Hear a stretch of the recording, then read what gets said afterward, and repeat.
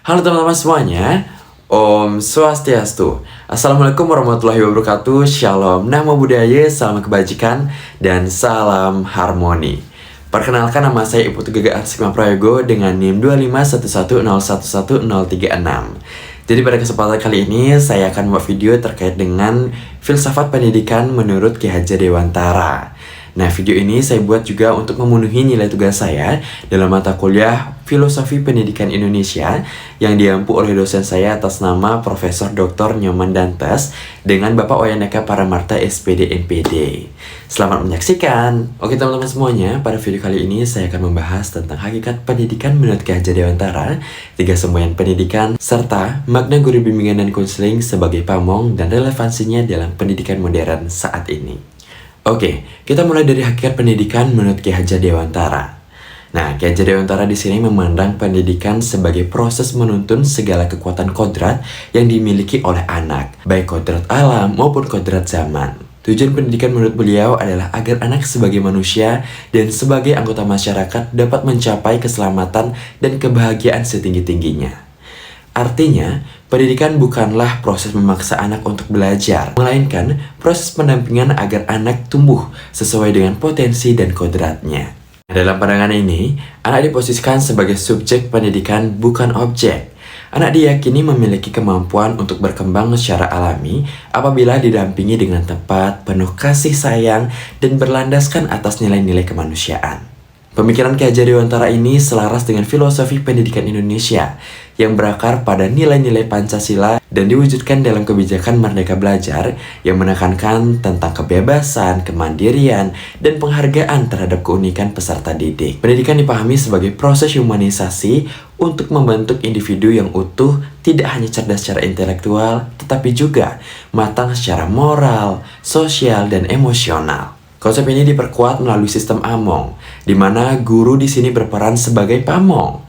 Guru bukan penguasa atau pengendali peserta didik, melainkan sebagai fasilitator yang memberikan teladan, membangun motivasi atau memberikan motivasi, dan mendorong peserta agar mampu berkembang secara mandiri. Dalam konteks bimbingan dan konseling, hakikat pendidikan sebagai proses menuntun sangatlah relevan. Guru BK berperan sebagai pendamping yang membantu siswa untuk mengenali diri, potensinya, minat, serta emosi. Nah, dalam aspek sosial, guru BK membimbing siswa agar mampu berinteraksi dengan empati, bertanggung jawab, dan menghargai perbedaan. Ini sejalan dengan nilai kemanusiaan dan persatuan dalam Pancasila. Sementara dalam aspek akademik, guru BK di sini mendampingi siswa untuk memahami gaya belajarnya, mengatasi kesulitan belajar, serta merencanakan masa depan pendidikan dan karir secara sadar tanpa adanya paksaan. Dengan demikian, layanan bimbingan dan konseling berfungsi secara holistik sebagai bagian dari pendidikan yang memerdekakan dan memanusiakan manusia. Selanjutnya ada 3 semboyan dari Ki Hajar Dewantara, yaitu Ingarso Sungtolodo, Ingmadio Mangunkarso, dan Tuturi Handayani. Ketiga semboyan ini membentuk satu kesatuan filsafat pendidikan yang humanistik yang menekankan pengembangan kemanusiaan, kebebasan belajar, serta pembentukan karakter. Mulai dari yang pertama, Ingarso Sungtolodo, di mana ini bermakna bahwa pendidik harus menjadi teladan.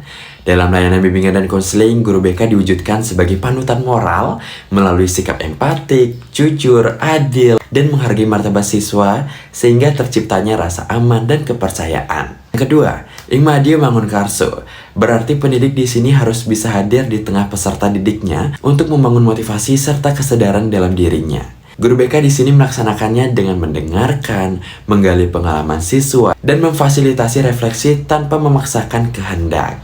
Sementara Tuturi Handayani bermakna pendidik memberikan dorongan dan kepercayaan dari belakang, agar nantinya siswa mampu mengambil keputusan dan bertanggung jawab atas perkembangan dirinya sendiri. Terakhir, kita membahas makna guru BK sebagai pamong di era pendidikan modern saat ini. Menurut Ki Hajar Dewantara, pamong adalah pendidik yang menuntut kodrat alam dan kodrat zaman peserta didiknya, bukan mengendalikan secara otoriter. Dalam konteks bimbingan dan konseling, guru BK sebagai pamong berarti menjadi pendamping yang menghargai kemanusiaan siswa, membimbing melalui keteladanan, membangun motivasi dalam diri, dan memberikan kepercayaan agar nantinya siswa bisa tumbuh secara mandiri. Untuk menumbuhkan kemandirian siswa di era Merdeka Belajar saat ini, guru BK tentunya perlu memiliki sikap empatik, terbuka, dan menghargai martabat siswa, serta menjunjung nilai humanisme, keadilan, dan tanggung jawab. Nah, selain itu, guru bimbingan dan konseling juga harus memiliki kompetensi profesional, serta keterampilan komunikasi konseling yang efektif, kemampuan mendengarkan aktif, pemahaman perkembangan siswa, serta kemampuan berkolaborasi dengan guru, orang tua, dan lingkungan sekolah. Di tengah tantangan digital dan perubahan sosial, guru BK dituntut adaptif terhadap perkembangan zaman dan mampu mendorong siswa menjadi individu yang reflektif, mandiri, dan bisa bertanggung jawab atas pilihannya. Oke, sebagai penutup dapat disimpulkan bahwa filosofi pendidikan Ki Hajar Dewantara memberikan landasan yang kuat bagi praktik bimbingan dan konseling yang humanis, memerdekakan, dan berorientasi pada pengembangan dan kemandirian peserta didik sesuai dengan tujuan pendidikan nasional. Oke teman-teman semuanya, itulah tadi paparan singkat terkait dengan materi yang sudah saya buat. Semoga nantinya video ini dapat bermanfaat bagi teman-teman semuanya. Dan mohon maaf apabila ada kesalahan yang saya perbuat dalam video ini, baik disengaja maupun tidak disengaja. Saya ucapkan terima kasih dan saya akhiri dengan para mesanti. Om Santi Santi Santi Om. Wassalamualaikum warahmatullahi wabarakatuh. Shalom, namo buddhaya, salam kebajikan, dan salam harmoni.